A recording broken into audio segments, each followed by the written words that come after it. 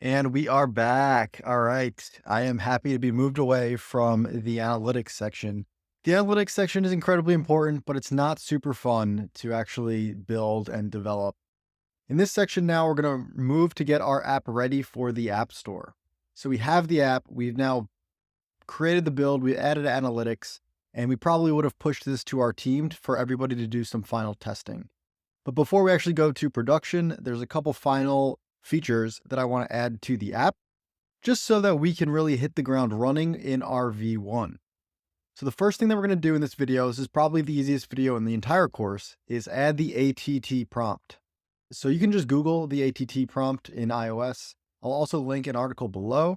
Apps Flyer has an article here on when to show the ATT prompt. You guys have probably seen this prompt a bunch of times if you've downloaded apps recently. It's just a quick pop-up that says like allow the app to track your activity. And you've probably seen it in a bunch of apps. The root of what this does is gives the app access to the IDFA. And this is just a identifier that a lot of like ad tracking frameworks will use to track the user. So if you were running advertisements and a user clicked an ad and then they installed your app, throughout that process, their IDFA would be tracked, which is connected to their device, so that you could tell that this user clicked that ad to get into your app and things like that. Now, we're not going to do anything special with it in the code, but generally when you go and add your app to the App Store, there's lots of privacy related things that you need to add in order to submit the app to the App Store. I talked about that in the App Store video. You have to add like all the types of things that you are tracking for your user. And in there is one setting that's basically like, are you tracking the user, yes or no? And so if you put yes, which I think most apps do, then Apple's going to make sure that you have the ATT prompt somewhere in your app when it launches. So this article, you guys can read it, when to show it, when not to show it. Some apps will do A/B testing on trying to maybe show it in different places so that they get a higher percentage of people that actually approve it. But I just trigger it on app launch, and that's what we're going to do in our app. So let's do it real quick and we'll just move on to the next video. So let's go into the first screen of our app, the app view. And every time the app view appears, let's go ahead and run another task. So in addition to check user status, let's go and check if we need to show this prompt.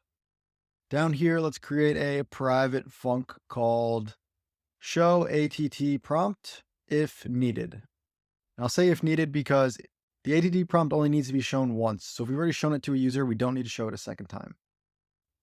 Let's go ahead and make this async. And the code in here is actually quite simple. In the Swiftful utilities package that we imported back at the beginning of the course, I actually already included some ATT code. So this is what we're going to use. If you don't want to use it, you can go and add it yourself. It is literally just importing the app tracking transparency and then calling request authorization. I've also added in here event parameters so that we can get the data and log that as an analytic. So real quick, let's import Swiftful utilities.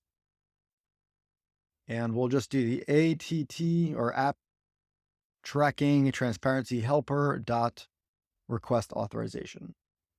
And after this, let's just log the status. So let's add an event here. We'll say case ATT status. We'll pass in a dictionary of type string any. Let's go ahead and call ATT status here. This will be app view ATT status. And for the parameters, we'll do dot ATT status. Let dict return the dictionary. So now we should be able to call log manager dot track event dot ATT status, and we'll pass in the status dot event parameters. This is annoying when we're developing, so let's only do this when we actually run the production app. So we'll say if not debug. So if we're not running debug build, and if. And so in the prod build, we should then trigger this. Up here, let's go ahead and trigger await show ATT prompt if needed. So this should only actually show the prompt on first launch or the first time the user is going to see it. But let's also add in a delay here. Try await task.sleep. and let's sleep for seconds of 2. So Apple launch, it'll wait 2 seconds and then try to show the ATT prompt. Let's make this optional so it doesn't throw here. If I build and run, nothing should happen in the development build. Cool, we didn't get any pop-up here. If I switch to the prod build, production, let's build it to our simulator. And now as soon as we launch the app in production, this should trigger. 2 seconds in, it should show the ATT prompt, which should then request tracking permission. This is literally all we have to do. But if you have those privacy settings in App Store Connect and Apple does not see this status appear, they will reject your app. So this is something that we basically just always need to throw in to the root of our app since iOS 14. All right, the app is appearing, and then 2 seconds in, the app crashed.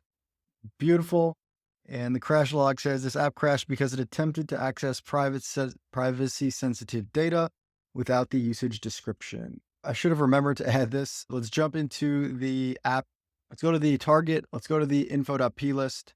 And in here, we just need to add one more value for privacy. And I think it's tracking usage description. And in here is going to be, you need to add some data. The user will see this on why we want to track their user. I'm going to just do something generic. Your data will be used to deliver personalized ads and experiences. So now let's go ahead and build and run the app. And I think it will hopefully not crash on us.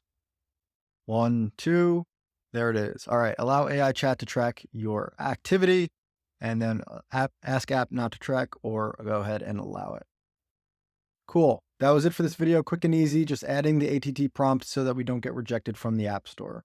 Let's go ahead and Command-Shift-C. We'll call this a feature, and we'll say ATT prompt, or add ATT prompt.